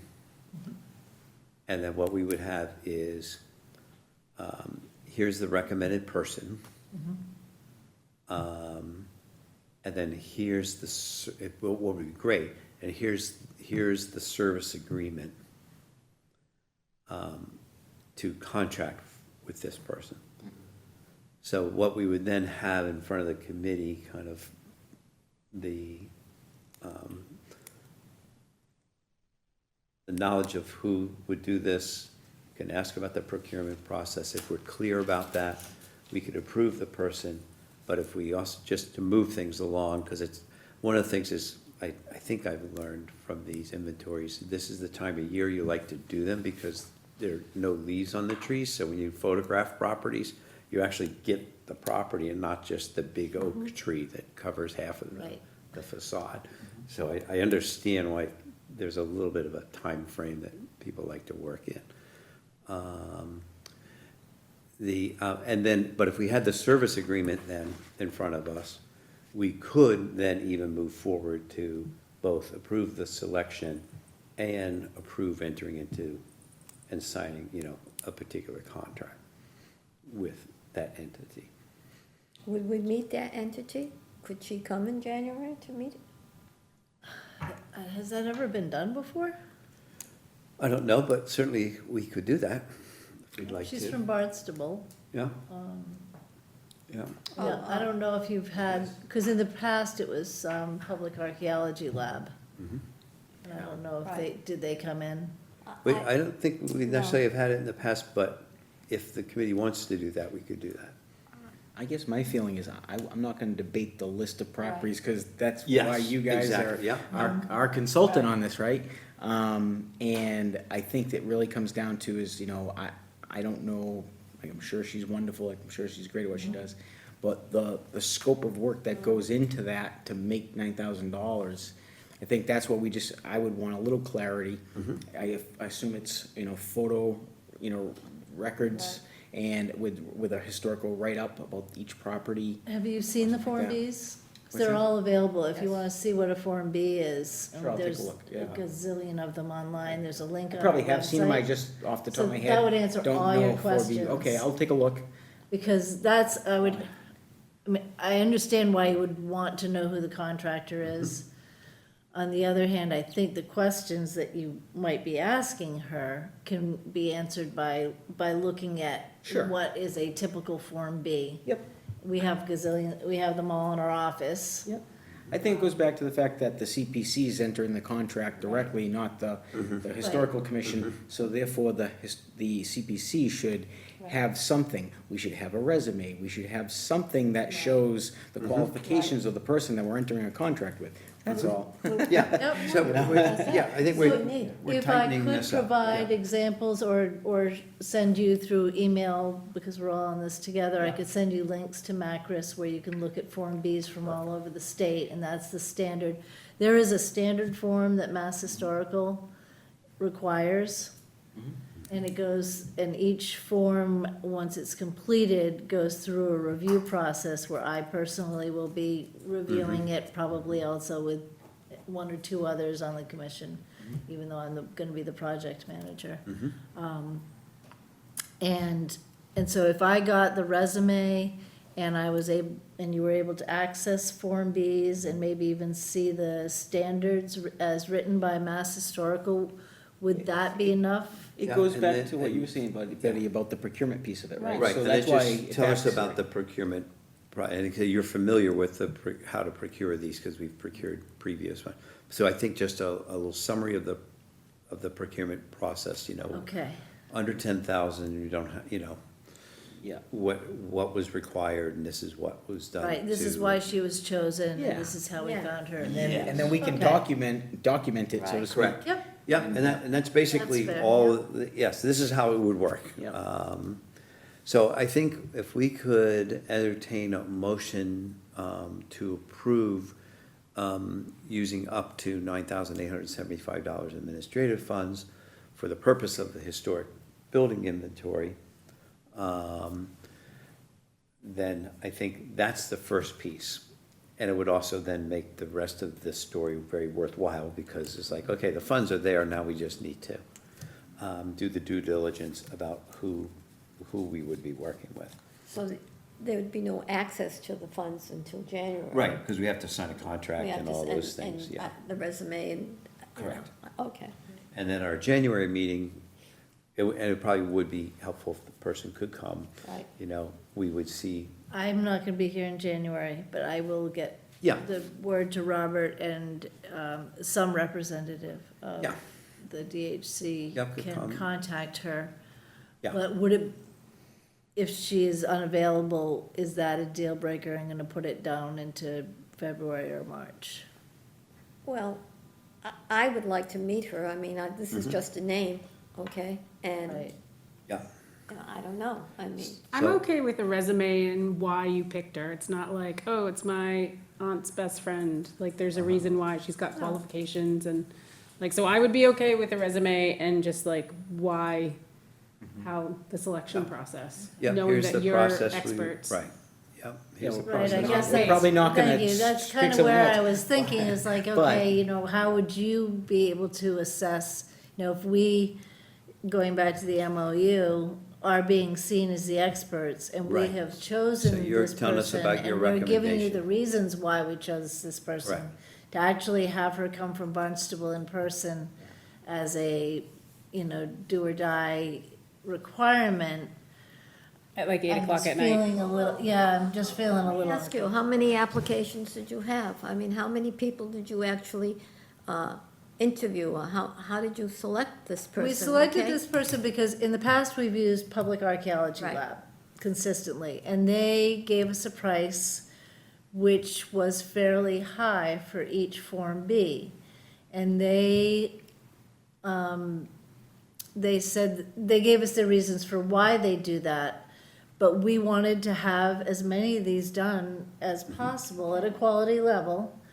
And they're a large organization, and so we started looking around to see who else does Form Bs, and there are quite a lot of people. In fact, I'm hoping to get into the business myself someday. But so that's when Sue Guiducci started looking for other people who do Form Bs, and she was able to find this person who was nearby, who had worked in towns of similar size, had 10 years of doing it or more under her belt, and was familiar with these types of properties.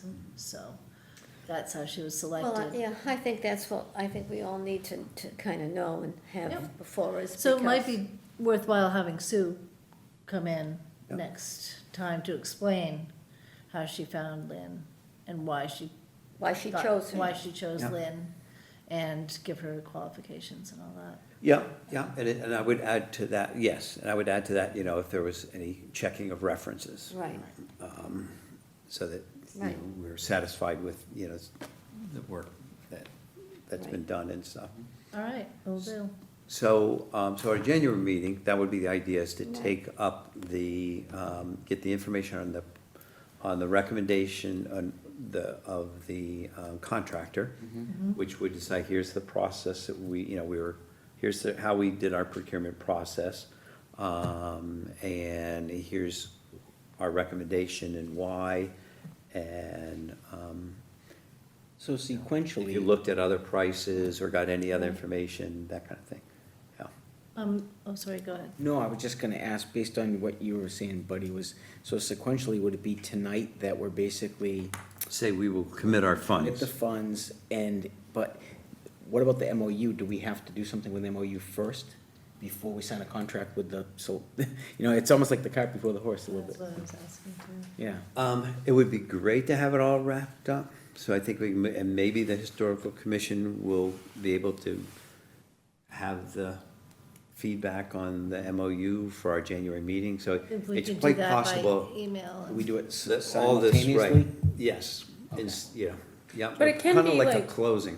Yeah, right, Yeah. exactly. Can it be like 2 tracks so that like we're approving this funding and the MOU is like going forward? Correct, Right. yes, So that way, yes. if we get to the next meeting and we don't approve the MOU for some reason, maybe there's something we're not quite happy with the wording, but the funding, in this particular case, the funding's being committed, and that can still go forward and the MOU can, at that point, take its own path. Or does it all have to come together for them to go forward? Like, can the MOU be for the future, or does it have to be for this particular one? It could be handled so there are probably ways to navigate that. You know, let's say if there wasn't, this MOU hadn't been completely worked out, then another possibility of how to handle the immediate situation would be through some letter that the parties, agree this is, how we're gonna work together on this contract, period. Yeah. Just so it's real, the basic elements are clear, that yes, the DHC is going to oversee the contract, and report. So you could literally probably put those things in a letter of agreement or commitment letter that lays a lot of that out for this particular contract. But this is new, right? We've never had this 5-year MOU with them? We've had MOUs around specific Okay. inventories, and so they've Okay. been Got it. around particular contracts, and this is trying to kind of make this more of an umbrella MOU. We haven't had Got an it. umbrella kind of thing with the DHC before. Who specifically writes the contract? Is it the CPC because you're entering the contract with them, or is it the DHC that writes it? I think what would be, Approve it. what would be really helpful, again, sort of in that consulting role, is knowing, having sort of a recommendation for the entity to contract with, to also have, and this is the recommended kind of service agreement. Because you all You have. would write that. Yeah, I would think so, because again, it has the technical stuff in it that you wouldn't want us to try to do. But I remember from the previous service agreements, and I can send you, if you don't have it, I can send you the last service agreement that we had. Probably have it somewhere, but I think we put a lot of that in the front page of that Yeah, document that yeah. I only had 2 Yeah. copies of tonight. Yeah. Because it says here what the deliverables will be. Yeah, Kind of just what we did with PAL for the, so I think, yeah. I don't think we wrote that, though. I don't think we wrote that Vendor contract. usually do it? Did like PAL give you a proposal? Yes, Sometimes, thing? yeah, So you sometimes just sign that's the what they proposal? do. so it may be that Lynn has Has to one. do She may very well have one, and if you all look at it, and you're fine with it, you'd be recommending, and, if we Recommending approve, that we Right. sign it. if you approve your recommendation, then the recommendation is to enter into this service agreement. Okay. Yeah, This is just a question because of other Yeah. boards I've been on. When we get a contract like that from a vendor, do we have to get legal opinion on the contract before we sign it?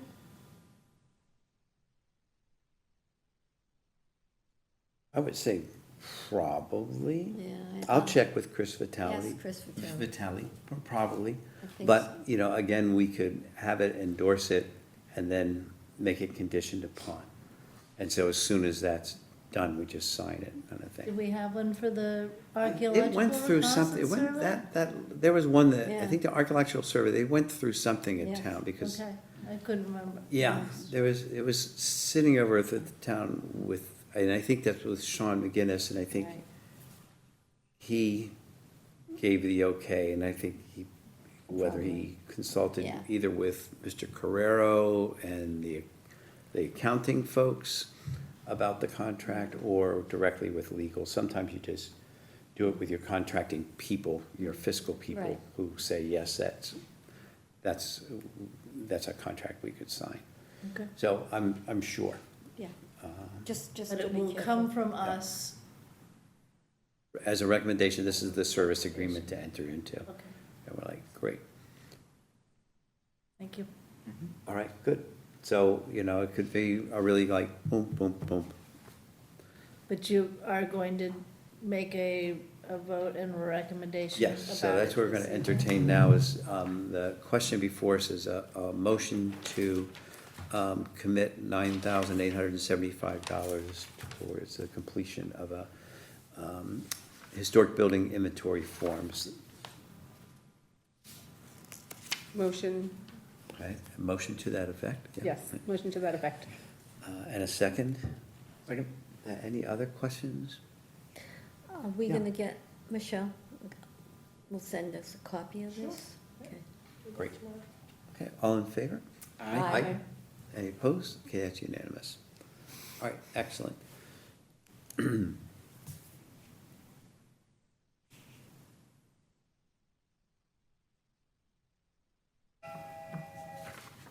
All right.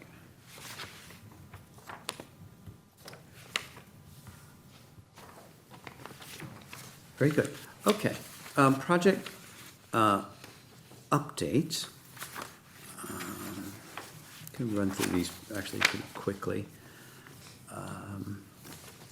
I think the ones to highlight here, so in terms of MOU and project grant agreements, we've executed the Scenic Greenway, the Northern Scenic Greenway.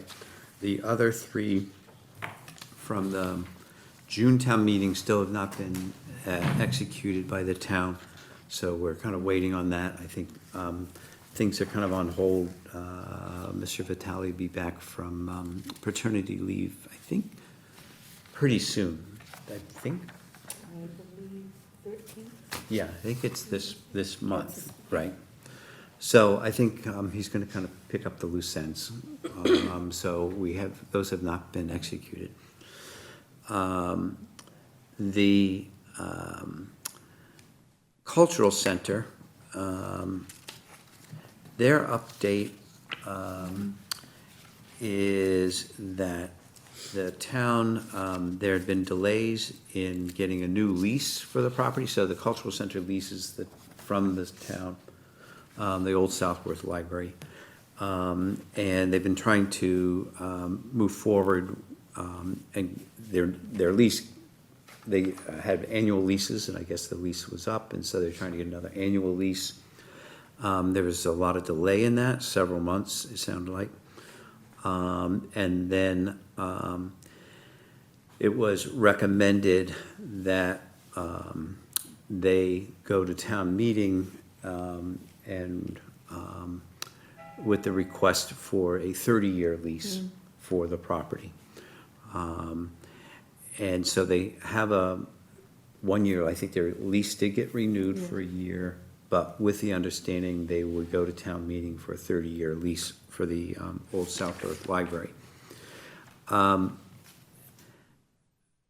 They, in talking with their consultants, there's some real advantage to them to delay bidding the job for construction until after they get awarded the 30-year lease, because a 30-year, in state law, a 30-year lease is basically considered the equivalent of transferring an interest. I mean, it's so long. And so their understanding is technically when they are the holder of the 30-year lease, they then don't have to follow many or all of the public procurement laws, because they will be seen as having site control sufficient as a private entity rather than Right. a public building. So that's kind of their understanding. And so what they are saying in their attachment basically is they're going to they're choosing to kind of delay construction going forward until after town meeting in June, with the anticipation they'll get the 30-year lease. They will then go out to bid, which should, in their view, expand the kind of contractors they can have, and also very likely lower costs. Lower costs, I'm surprised at that. Yeah, and I don't know the gory details of that, so I don't know I don't know. the gory details, so I don't know if they don't have to follow state wages requirements. I don't know, probably file sub-bid Never seen requirement. Probably file sub-bid they wouldn't, because that's a very public. Yeah, if it frees them from certain procurement issues, it Right. might also free them from certain labor and Maybe. Yeah. wages requirements, you know? So, Yeah. I don't know. So I don't know the details of that, but that is their Interesting. interpretation and advice that they're getting, is that they could procure this in a way that would be less costly. And public procurement is costly. Yes, it There is. are some built-in costs to public procurement. And so they would kind of order their work so that some things could begin in the fall, and I think they were saying, projecting the handicapped accessibility stuff would happen in January 2026, is what they anticipate. So that's a big shift. At this point, we have extended the term of their agreement until June 30th, 2025, and which is good because we can see what happened at town meeting, and just see where we are about going forward. Is it okay or ethical, or I'm very curious about this. Would it be all right if I just called Catherine Duff just to find out? Because I think that's a wonderful tool that maybe we could use on other projects that we have, that I'm unaware of. I don't know, is that Yeah, okay? you're perfectly happy to reach out and try to understand Yes. a little better about what Right. the different, if that's what are the okay. differences. You know, I would like to do, or you could do that, one of us, I I'm would- curious. I'd be happy if you could I will do it. do that, if you I'm don't just, mind. no, I'd like to, 'Cause because it's a I'm good thing to curious. understand, Yeah, too. I want to Yeah. understand it. Yeah, And if he doesn't understand it, then, Well, I only understand when it comes to like no, housing I know, development, that's not, what I not this, mean. right? But you know what we're Yeah. talking about. Right, yes. So yeah. that would be a big plus for maybe other Absolutely. things in the town that we could do and Yeah. save money Yep. with construction. I'll reach out. okay, yeah, that'd be great. The dog park, I had reached out to Mr. Carrero about the status of the bid documents for the work, and what I heard back from Chris Vitale, who said that the bid documents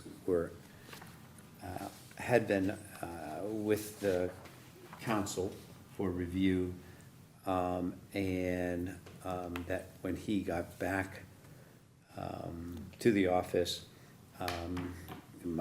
they would be moving forward with putting the documents out to bid as soon as they could. I imagine, with Christmas coming, that's probably after the first of the year is what I suspect. And then with the Mendes Montero project, we have the closeout, which is just a brief of the first grant, the first 500,000, which is pre-development costs of the project. And there's a list here of just some of the highlights of that, and an accounting of where all that money went, which is something we try to ask for from folks. So that first grant of 500,000 is all closed out, and that's done. Now, we have moved into the requisitions off of this, the second grant of 500,000, which is for construction.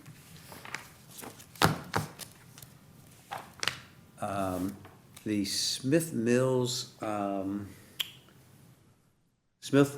Library, I've written to town council and the town, trying to get a bead on where our request for legal services and consultation is on the idea of moving the library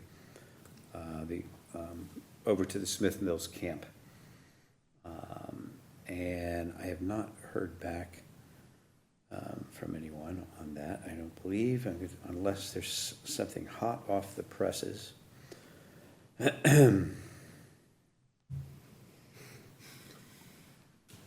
We'll see if something showed up here. So I don't know where that is. It's been a while. We sent, asked for consultation on, would this be eligible? And if it's not eligible for CPA funds, is there another route or avenue that could be taken to, that would be eligible? I kind of wrote a memo providing the background information, but I have not, not me, we have not gotten Feedback, any response back on that. because so. it was on private land.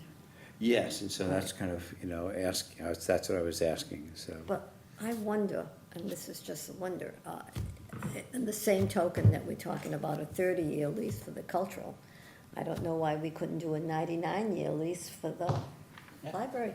It's the same thing. Really, and if the owner of the land is willing to do it, then it's the same kind of, That's as good as a leasehold Right. interest. I That's mean, right. It's a yeah, lease- it's all- it is a leasehold interest, right, So, we need to hear back okay. on, but there's nothing, we can't really give Right. much feedback to the folks over at the Smith Mills camp Mhm. about that until we hear Right. back from town council.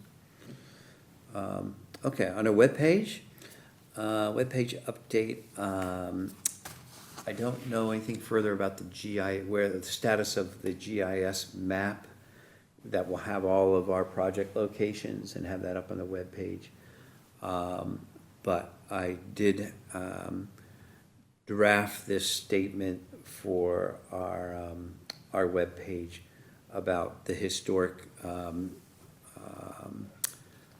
the building inventory, again, trying to just solidify this link about kind of our role in it and how to access it. And so I've kind of drafted this in collaboration with the Dartmouth Historical Commission. The Community Preservation Committee has commissioned the expansion and update of the town's inventory of historically significant buildings. The inventory conforms to the Massachusetts Historic Commission documentation standards. This inventory is periodically updated to assist the CPC assessment and planning for the preservation of the town's historic resources. The inventory is also a resource for the town and other entities that may include prospective sponsors for Community Preservation Act funding.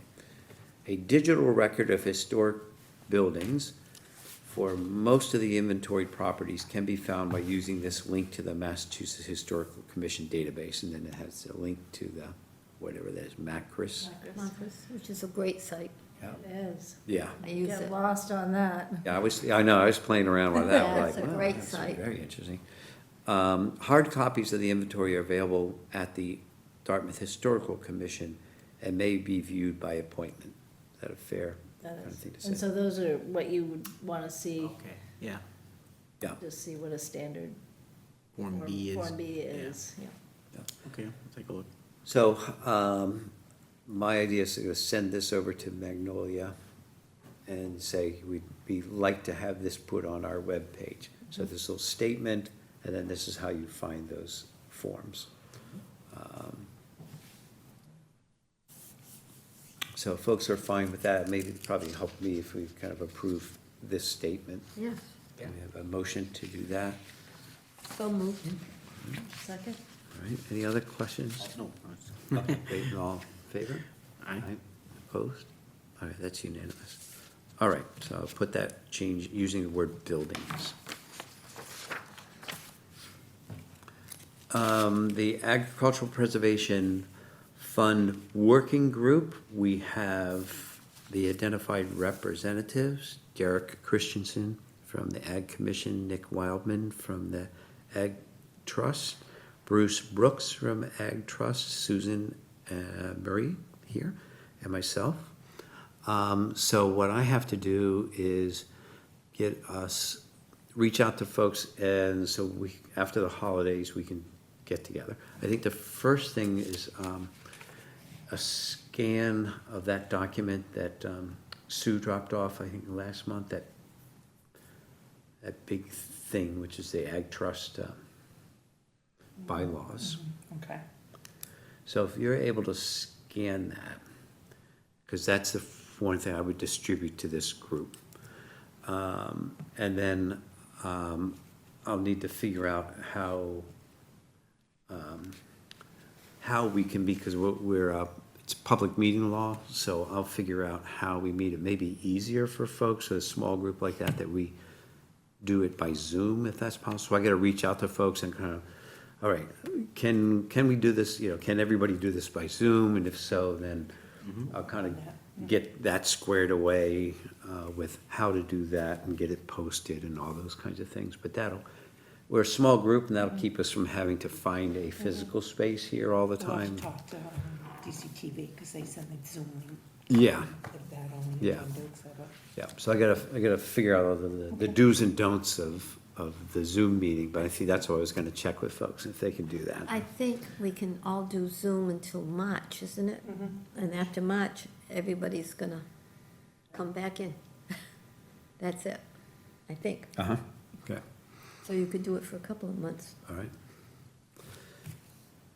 And then the open space preservation process, I talked to Nick Wildman at DNRT and asked if he would help me out by being in touch with the main private entities that would be pretty much the stable of organizations that had the capability of of jointly holding conservation restrictions. So like the Trust for Public Land, Buzzards Bay Coalition, DNRT, I thought there was a fourth. So I don't know these folks, but Nick knows them well, so he's gonna reach out. The idea is to have a meeting with them, and that includes Mark Garrett here at the Conservation, and just test the waters. Are they willing, if this was the route that the town went on some acquisitions in which the town was going to hold the conservation restriction, but preferred to hold it jointly, are they interested in being considered for that? Would they do it? What would it take to do something like that, in terms of what their role or responsibility would be, compensation, just try to kind of feel folks out about what would it take. And then go to Conservation Commission with, here's how this could work. But it didn't make sense to go to Conservation Commission with this if there was really no private entity who was interested in this this relationship at all. And it's the public land, right? Yeah, Yeah. yeah.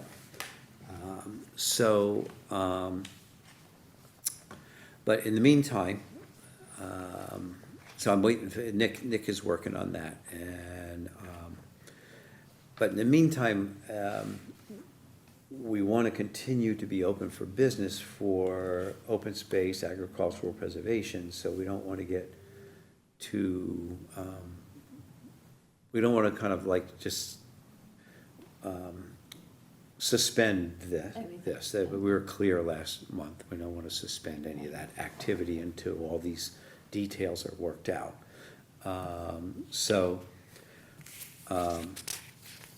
I do think that what's then required of us at this point is to make sure that applicants are clear about the process.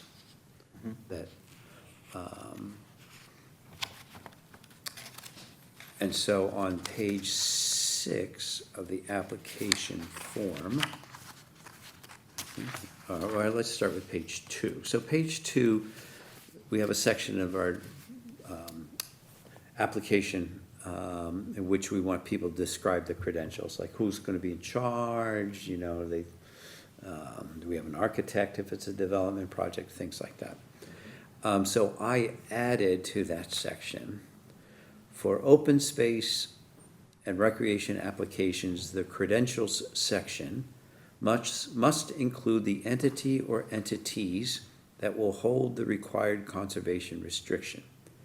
If a private entity requires an endowment to administer its obligations as the holder of the conservation restriction, that entity must apply separately for CPA funds.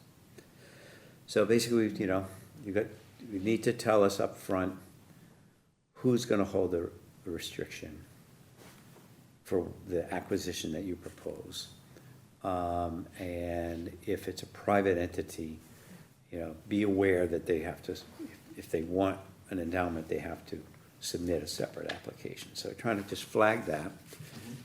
And then at the end of the application, there's a section we call supporting documents. And so, under projects that include acquisition or rehab of land, buildings, and other properties, that's one of our headings. We already have evidence of site control, an assessor's map showing the location. And then I added, number 3, for open space and recreation, bullet 1, Conservation Commission approval to hold the conservation restriction.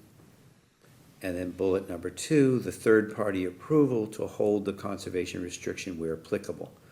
Note, if the third party requires an endowment for administering conservation restriction responsibilities, the third party must apply separately. So basically what this is doing is we need to see that the Conservation Commission, and if there's a private entity, that the private entity, both of them are on board with managing the conservation restriction. As I described to when Mark Garrett and I were talking, I said, you know, the main thing here is we want to avoid going to town meeting with a big ask for an acquisition, only to find that it can't go forward afterwards because nobody can agree on who's going to hold the restriction. No one's willing to do it or can agree about how to do it. I said that's our credibility with town meeting is very important. We don't want to bring projects that really something as fundamental as that is still can undo something. So what you really want to know up front before town meeting vote is it's very clear who's going to hold the restriction and everybody agrees to that. So I think what we're trying to work out with the Conservation Commission is just a little bit more of a forward, kind of upstream process with them. But until then, I think we can just put this stuff in. If people don't have it for their application, at least we have it here, and it's going to be one of the missing pieces. And there's still a couple of months for them to kind of work that out. So they may not have any letter from the Conservation Commission about holding the restriction on January 29th when they submit the proposal. But they've got between that and June 3rd to figure it out, and if it isn't figured out, we just pull the warrant. So we'll see. I think just is enough of a heads up, and there's time to work it out around a specific project that I think we're fine going into the next funding round in terms of if we get any open space acquisitions, recreation or ag, we can figure out how to go forward. So what we do need to do is approve the change, this additional language in the application. And so if we could have a motion to that, and then we'll have any other questions or discussion. I'll make a motion to include the language that you read, buddy. All right, any second? Second. All right. Any other questions or kind of discussion about that? Kind of sets the table for us, but long term, we'd like to have a more upstream process with Conservation Commission around these projects if we could. Okay, all in favor of these changes? Aye. All right, any opposed? No? All right, that's unanimous. Okay. Aren't you glad it brought cookies, huh? Oh, yes. I think that gave us just that extra 15-minute push that we needed. So next meeting, we have a schedule of next meetings. And these are all the second Tuesdays in 2025. Oh, we have one change. That's Veterans Day. Oh, look at that. All right, all right. You wanna go to 18th? So can't we do would that. probably go the 18th of November. Yeah. Okay, so with the one change being the 18th of November, can we approve these meeting dates? And then Michelle can reserve room and do all those kinds of things. All right, I have a motion to approve the schedule of meetings with November meeting being on the 18th. So moved. And a second? Second? All right, any other discussion? All in favor? Aye. Aye. Any against that? Whatever it is, so I need a cookie now. That's unanimous, a motion to adjourn? Make So that- moved. I'll second it. All right, everybody in agreement? All right. Aye. Aye. Please come get some cookies to take with you. Have little plastic bags. It won't take you any time at all